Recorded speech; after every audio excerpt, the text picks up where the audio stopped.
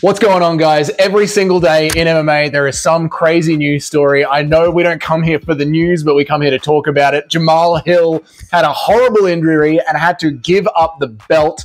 That belt is cursed. That belt has got some John Jones relationship issues. John Jones had a long-term relationship with that belt. Now that belt can't love or touch anyone else ever again without breaking them in some way. How the hell has this happened?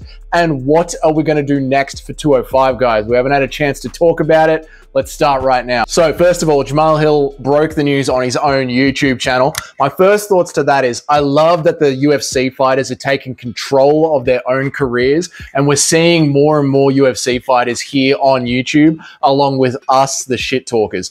Because number one, the more of a fan base that they create for themselves, the more high value they're seen to the UFC. And when they have a bit of news, they own that content and they're making the money off that content as well as their UFC contracts. So the fact that this happened to Jamahal Hill is horrible, but the fact that he's the one that controlled the narrative and put it out there, I'm loving that for him. That is great to see. Same with Aljo, same with Cejudo, Sean O'Malley, like these fighters who are here interacting with us on YouTube. It's a great new era of fighting, guys. Jamahal, he's blown his Achilles, and apparently the doctor reckons he's going to be out for about 12 months. So he's given up the title, and like, obviously, the comment sections are riddled with the UFC title is cursed. One of the funniest ones that I saw down there was the UFC 205 belt is getting passed around more than a drunk girl at a college football party.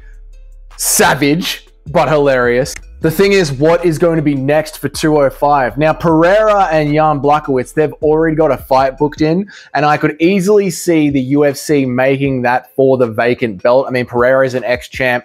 Blachowicz is an ex-champ. He just had that draw in December, so it makes sense for this to be the one. And I love the storyline that it sets up, because if Pereira wins that, and I don't think that he will, but this is MMA, and not only is this MMA, this is current year MMA where anything is happening. If Pereira does win that, then you've got Adesanya versus Pereira. Adesanya can try and move up a weight class, try and become the champ, and this time he has no risk of losing his own belt and all the glory, which is something that I could see Izzy doing, because right now Izzy is in this battle with Dricus du Plessis, and the battle doesn't seem to be going his way in media attention. I don't think what he did at UFC 290 is coming off too well. If you're looking at some of the comments and all the posts that he's putting out, it does seem like online Izzy's taking the L for this. This was probably one of his more cringier moments. And to be fair, the racial tension in this fight that is being sparked up, in my opinion, by Izzy is starting to get very, very nasty. And I think Izzy could do with stepping away from the Dricus du Plessis fight for a little bit and going and challenging the winner of Pereira versus Jan Blachowicz. I think it would be some good news for Izzy to just put some space between him and Dricus du Plessis. It's not going well for him at the moment, and he's very quickly becoming the heel or the unpopular fighter in front of the fans. And I don't think that's good for the UFC either. The UFC have spent a lot of money investing in Izzy's career. Izzy's a long-reigning champion. He's on the cover of the video games. They need Israel Adesanya to be liked. And it's better for Israel Adesanya if he is liked by the fans. He's a fantastic mixed martial artist, but his personality lately has been really causing some horrible press for him. And I don't know if that's a good look. I don't know if Izzy's really there to play the heel, you know what I mean? But of course, we can't ignore Jiri Prochazka, former champion, also out due to injury, never actually lost that title. It's hard to ignore him as well. It's a bit unfair that Alex Pereira is coming from a lower weight division off a loss, and if he's getting the chance to fight for a vacant belt, that's very different than just a place finder against Jan Blachowicz to see how he sits in that division. To go straight into a vacant belt title fight, it's not his fault that it's vacant, but it's not very fair to Jan Blachowicz, who had a shoulder injury, who took the year off, who vacated his title, who's now ready to come back. He did the right thing by the UFC. And for him not to be able to walk into a vacant title shot, I mean, he walked out in a vacant title, he's now walking back into the game and there's a vacant title. It's a bit bullshit if he doesn't get a title shot. Then, of course, there's Ankalaev. Ankalaev just had the draw with Jan Blachowicz.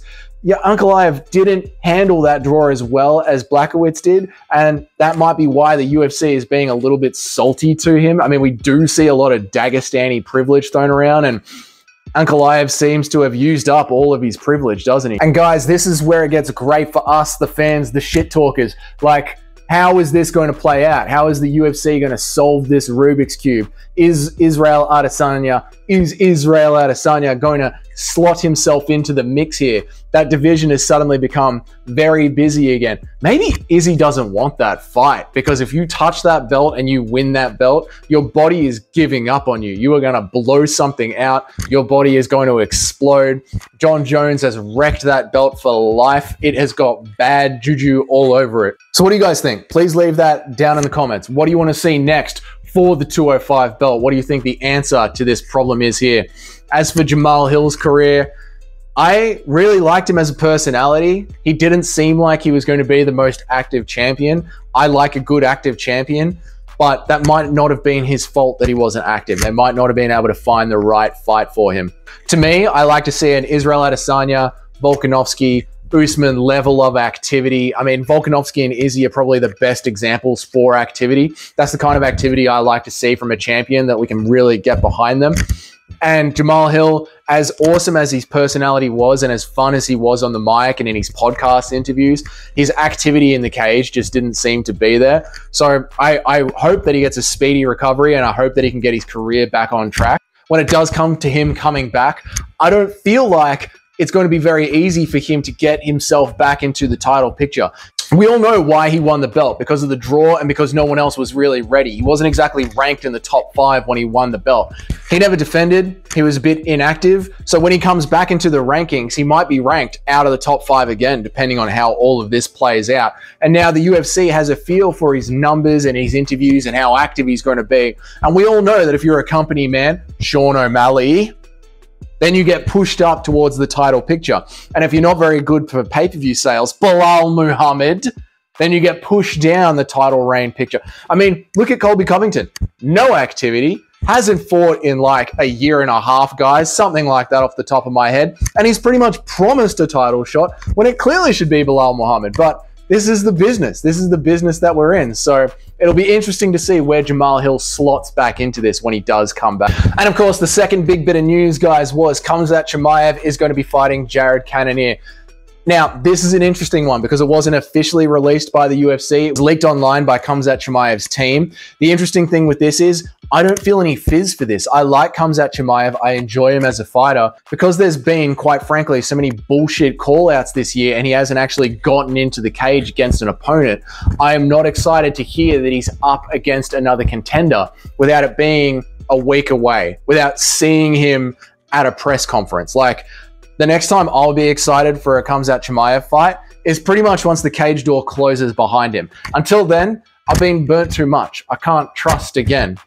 When it comes down to that actual fight, Chimaev versus Cannonier, personally, guys, I'm iffy on it. Khamzat Chimaev's stand-up game got exposed by Gilbert Burns. And Gilbert Burns is a brilliant fighter, but he's a swelled up lightweight, you know? Like, he's a beefed up lightweight that moved up a weight class and put hands on Chimaev. Jared Cannonier is a heavyweight who has trimmed down and just beat the living piss out of Vettori. Like, he will hurt Khamzat Chimaev with his fists if it comes down to that. So I know, we all know that if Khamzat Chimaev gets his hands on Cannonier and takes him to the ground, it's going to be a very, very competitive fight. But guys, who knows how it's going to go when it's on the feet? Like, it could go in any direction. So I don't know if that is a 100% win for Chimaev. I'm sure you guys in the comments are going to light me up for saying that. Like, Chimaev has to automatically win every fight that he's fighting. But I don't know, guys. I don't know. Gilbert Burns sort of exposed him a little bit. And Cannonier is a much bigger dude than Gilbert Burns. So let me know down in the comments on that one, guys. Do you believe that Khamzat Chimaev is actually going to be fighting Jared Cannonier? And if he does fight Jared Cannonier, who do you think is going to win that? Plus, of course, what do you want to see next for 205? How are we going to solve this problem? Does Pereira deserve the title shot coming off a loss? Or does Jamahal Hill, the ex-champion, deserve a title shot coming off injury? Very interesting questions, guys. I'll see you all in the next video. If you've been enjoying these videos, maybe consider subscribing. I'll see you all in the next one.